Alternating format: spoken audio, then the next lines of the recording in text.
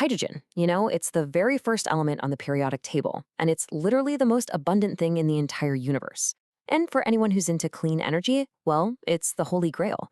We're talking about a fuel that when you burn it, the only thing that comes out is water.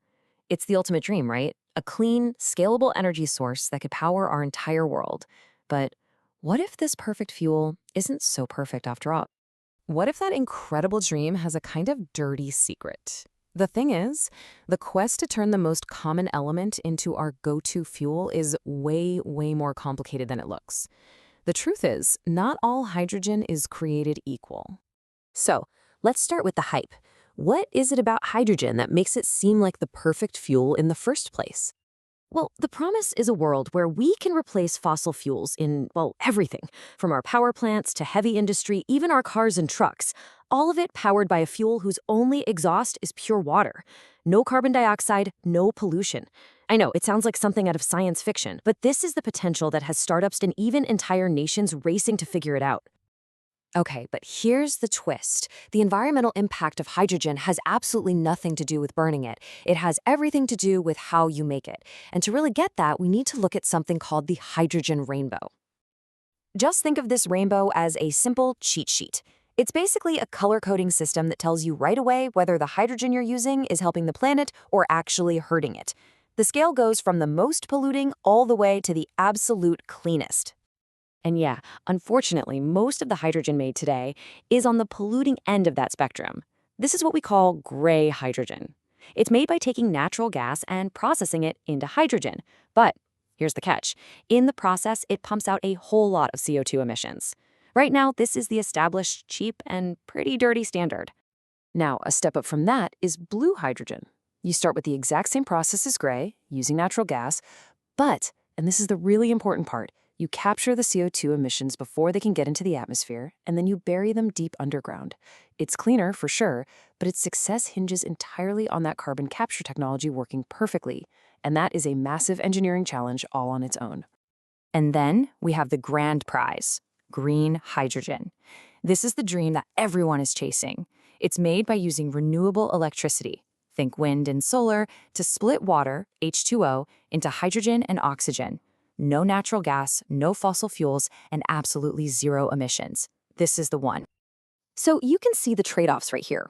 Gray is cheap, but it's polluting. Blue is cleaner, but it's really complex. And green? Green is the perfect solution, but historically, it's been incredibly expensive. The entire challenge facing this industry is how do we make green the new gray? And that brings us to the innovators. The people and the companies who are on this incredible quest to make cheap, abundant green hydrogen a reality for all of us. This is Talman Marco, the founder of a company called H2 Pro.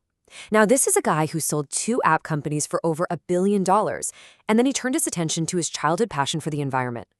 For him, this mission isn't just about profit, it's about trying to make a real difference. And the problem he's trying to solve is pretty fascinating. As Marco explains it, splitting water into hydrogen and oxygen is actually pretty easy. You can do it in a high school science class with a 9-volt battery. But doing it efficiently enough and cheaply enough to power the entire planet, now that's the billion-dollar question. So here's how H2 Pro is tackling this. The usual methods, they're called electrolyzers, they use electricity for the whole process. But H2 Pro developed this unique 2-step method. First, they use electricity for the initial split, but then, and this is the clever part, they use a really smart engineering trick involving heat to release the oxygen, which takes no extra power. It makes their whole process way more efficient. And that efficiency, well, it leads to this number. This is the goal, the holy grail for hydrogen, is to get the cost down to $1 or $2 a kilogram. H2 Pro believes their technology can get them to just $1 per kilogram by the end of the decade. I mean, that would be a total game changer. But H2 Pro isn't the only one on this quest. There's another really fascinating approach that adds a whole new color to our rainbow, turquoise. This quote from a company called C0 just perfectly sums up their idea. Instead of burning a fuel and then trying to capture the CO2 that comes out, what if you could pull the carbon out before it ever even had a chance to become CO2? And that's exactly what turquoise hydrogen does. It takes natural gas, which is made of hydrogen and carbon, and it splits it. But instead of releasing carbon dioxide gas, it produces pure hydrogen gas and solid black carbon. So no CO2 is ever actually created. So let's compare these two innovations head to head. Green hydrogen starts with water and it gives you hydrogen and oxygen. Turquoise, on the other hand, starts with natural gas and it gives you hydrogen and solid carbon. They're two completely different paths, but they're both aiming for the same exact goal: clean hydrogen.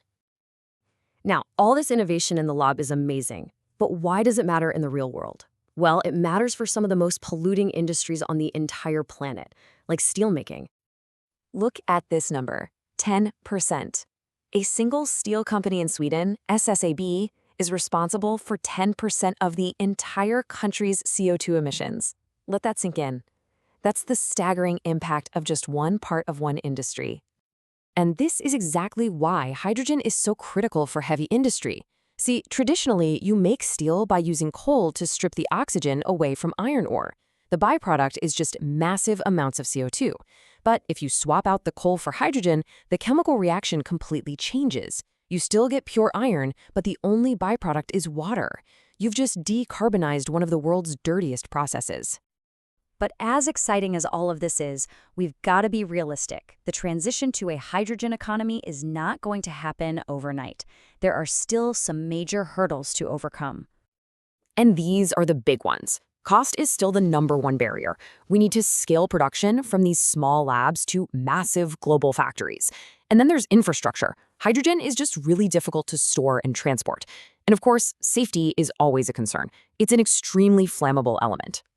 But despite all these challenges, the people working on this problem, they see it as more than just the job. They see it as a mission, a duty. The quest for clean hydrogen isn't just about finding a new fuel. It's about making a fundamental choice for the kind of world we want to leave behind. And that really leaves us with a final question. What role will this tiny little atom play in our shared future?